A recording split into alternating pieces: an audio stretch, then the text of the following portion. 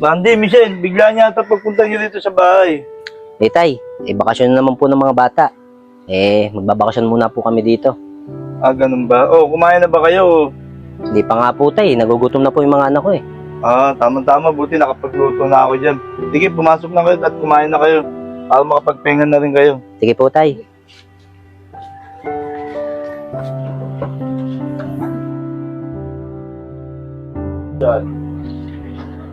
Pagod. Mga anak, dito na ako. Ano, Randy? Nakadiskarte ka na ba ng pera? Alam mo, may darating akong maniningil ngayon. Yun na nga hindi nga ako nakadiskarte. Paano kasi, hindi ako pinabali ni Kagawad. May bali pa daw ako, kaya hindi ako pinabali. Paano yan, Randy? Ano gagawin natin ngayon? Huwebes ngayon ang hulugan. Gumawa ka ng paraan. At alam mo naman, Randy, hindi tayo pwede hindi maghulog doon. Bawal pumas doon. Ano nga magagawa kong paraan, Michelle? Kung hindi ka nangungutang, edi sana wala tayong utang. Ano, Randy? Paano hindi ako mangungutang? Yung sinasahod mo maliit. Magbabayad pa tayo ng tubig, ilaw, mga pagkain pa natin. Tapos sasabihin mo, nangungutang ako? Ayun na nga, Michelle Maliit na nga yung sinasahod ko. Dapat kung anong meron tayo, pagkasyahin mo na. Nangungutang ka nga, kaso pang sarili mo lang, kapakanan. Ay nako, Randy, tama na. Wala itong patutungan ng pag-uusapan natin. Basta gumawa ka ng paraan, maghuhulog ako. Nay, saan po kayo pupunta, Nay? Yan nyo na mga anak. Yan nyo muna yung nanay nyo. Mainit lang ang ulo nun. Sige na, maupo na kayo dyan.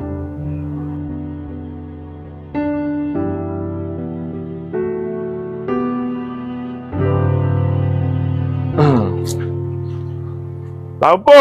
Tao po! Saglit lang po. Okay bro, kayo pala. Oh, Randy, ikaw pala. Yung asawa mo, nandiyan ba? Nandito po, bakit po ba? Gusto kong makausap dahil maniningil ako sa utang niya. Pakisabi. Ba naman yan si Michelle? Michelle! Halika nga rito. Kausapin ka doon ni Kuya Barok, oh. May utang ka na naman. Michelle, bilisan mo nga. Ano ba naman yung inutang mo na naman kay Kuya Barok? Di ba sinabi ko sa'yo ngayon maniningil si Kuya Barok? Ano? Wala naman akong alam na may utang tayo kay Kuya Barok, ah. Paano pala kung hindi pala naningil si Kuya Barok? Hindi ko pa malalaman na may utang pala tayo. Sinabi ko sa'yo yun. Wala kasi nasabi sa akin. Hindi ka na nagsawa mangutang. Lagi ka na lang may utang. Habang buhay na lang tayo mangutang nito. Oy! Tama na yan, pag-aaway nyo. Lumang tugtugin na yan eh. Kayo, binibigyan ko kayo ng 3 araw para makapagbayad kayo sa utang nyo sa akin. Lalo ka na ikaw ang nangutang sa akin Bibigyan na kita ng 3 araw. Pag hindi, papabarangay kita. Alam mo naman, madali akong kausap Tanda mo yan. Sige na, alis na ako. Kita mo na, Michelle, Bababarangay ka na dahil sa kakautang mo. Bahala ka dyan, solusyonan mo yung utang mo. Lalabas na muna ako.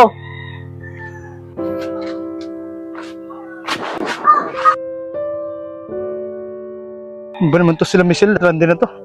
3 buwan nang di nagbabayad ng bahay. Pag di pa nagbayad to, paalisin ko na itong mga to.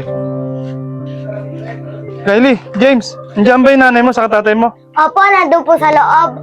Ito. Nay! Tay! Tawag po kayo ni Kuya Jill! Uy, Randy, labasin mo doon si Kuya Jill.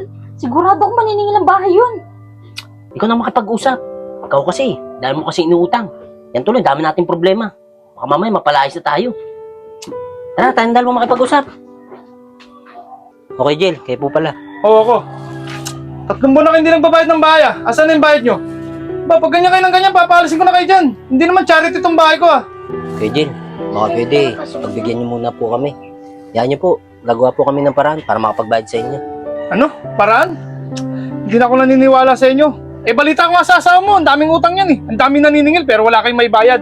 Basta bibigyan ko na lang kayo ng 1 linggo. Pag hindi kayo nakabayad, magsialis na kayo lahat dyan Ang daming sinasabi ko, Randy. Sige na, alis na ako. Kailangan makapagbayad kayo para hindi ko kayo paalisin dyan. O kaya, Jill, gagawa po kami ng paraan.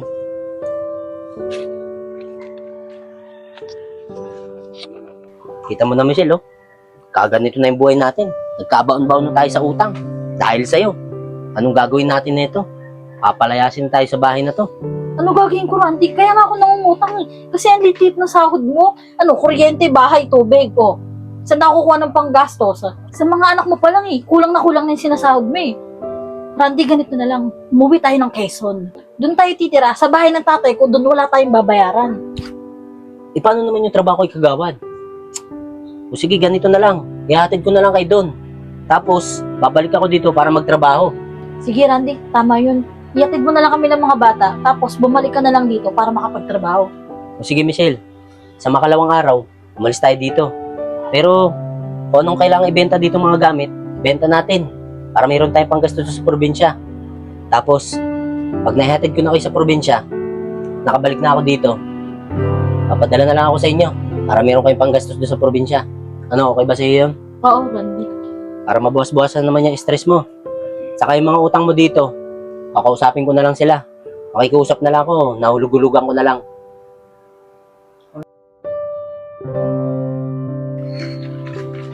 Tay, ang layo naman ang biniyahin natin. Tsaka ang tahimik naman dito.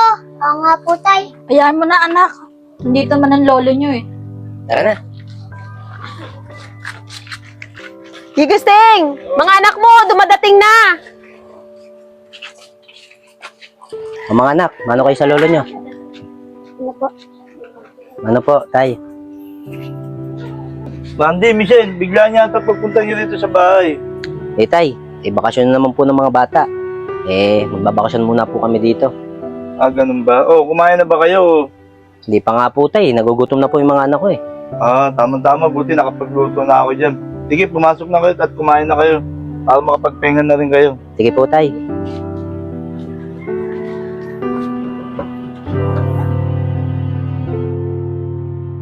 Tay, lawak pala ng lupain nyo dito ah.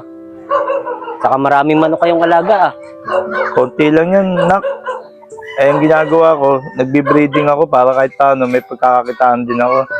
Maganda nga po yan, tay. Saka nga po pala, tay. Kaya po pala kami napunta dito.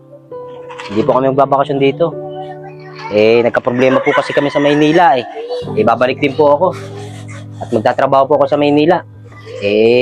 Iiwanan ko po yung mag-iina dito. Saka po, magpapadala na lang po ako ng pera para may panggastos po sila dito. Okay po ba sa inyo yun? Ah, ganun ba, nak? Walang problema sa akin yun. Mag-isa lang naman ako dito. Gusto ko rin makasama yung mga apo ko. Kahit dito muna sila tumira. Kailan naman ang balik mo sa Maynila? Tay, baka bukas po, na madaling araw, alis na rin po ako eh. Kasi po, nagpaalam po ako sa amo ko, 3 araw lang po ako dito. Kaya alis na rin po ako.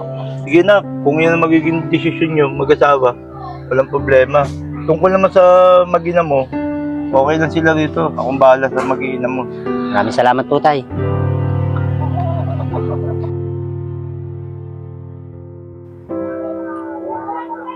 Yung kachat ko, nakikipagkita. Paano kaya to? Mukhang mapera naman to siguro. Ang kaso, paano ko makakaalis dito at magpapaalam kay tatay? Alam ko na. Sasabihin ko na lang na pinapasunod ako ni Randy sa Maynila. Magtatrabaho ako. Tay, sasabihin ko ako. Ano sasabihin mo, Michelle? Ganito pa kasi. Si Randy kasi, pinapasunod ako doon. Magtatrabaho po ako. Sa inyo po, iiwan ko muna po sa inyo yung anak ko. Hayaan nyo tayo, kapag nakapagtrabaho ako, magpapadala ko agad dito. Okay lang yun, nak. Kahit di ka muna magpadala. Total naman, nagtatrabaho kayo mag-asawa doon. Akong bahala, kahit paano may pera pa naman ako dito panggastos sa mga anak mo. Sige, nak, mag-ingat ka. Sige po tayo.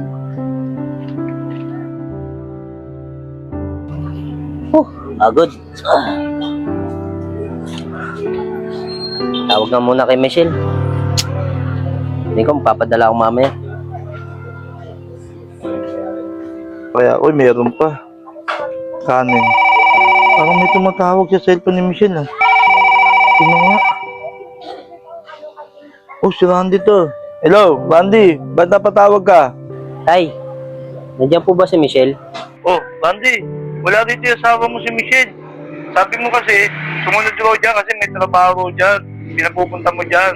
3 araw na siyang wala dito. Ano, tay? Wala naman po ako sinasabi sa kanya. Wala po ako sinasabi sa kanya na sumunod po siya dito sa Maynila. Ayun ang sabi niya, na pinapupunta mo siya dyan. Hindi po, tay.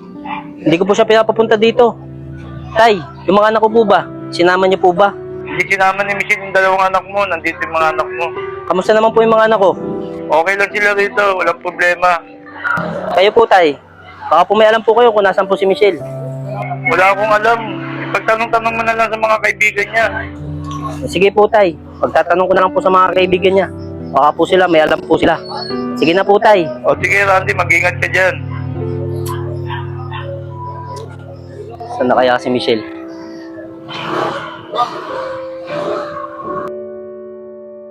Gusto ko yung mga anak ko.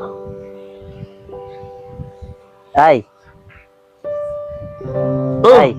ko pala, Randy. Kanina ka pa dyan? Saan po pala, tay? Saan na po yung mga anak ko? Ay, mga anak mo. Andyan, nasa loob lang, nasa bahay. Kylie! James, labas kayo. Dito tatay nyo.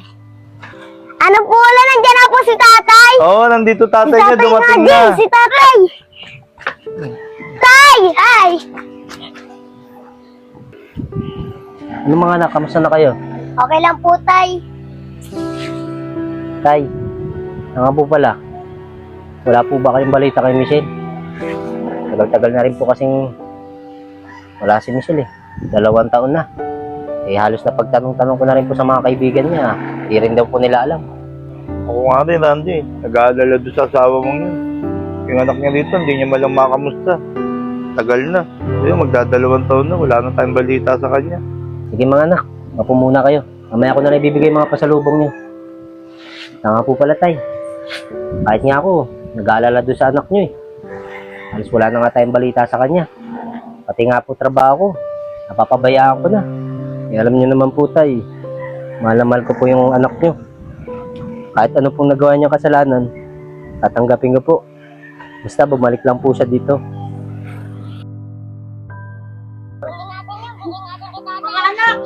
Nay! James, si nanay! Nay, buti po, bumalik na po kayo. Miss na po namin kayo. Michelle, buti naman bumalik ka na. Ang tagal mong nawala. Bakit ngayon ko lang nagpakita? Saka pala, sino ba yung batang yan? Alam mo, Randy, hindi ako bumalik dito para sa'yo. Bumalik ako para sa anak ko. Kukunin ko sila. Itong batang tinatanong mo, anak ko to sa bago kong kinakasama. Kaya kukunin ko na yung mga anak ko. Ano, Michelle? Ang tagal-tagal mo nawala. Tapos kukunin mo yung mga anak ko? Hindi pwede. Anong hindi pwede? Tara na mga anak. Tara na. Anak! Michelle! Anak!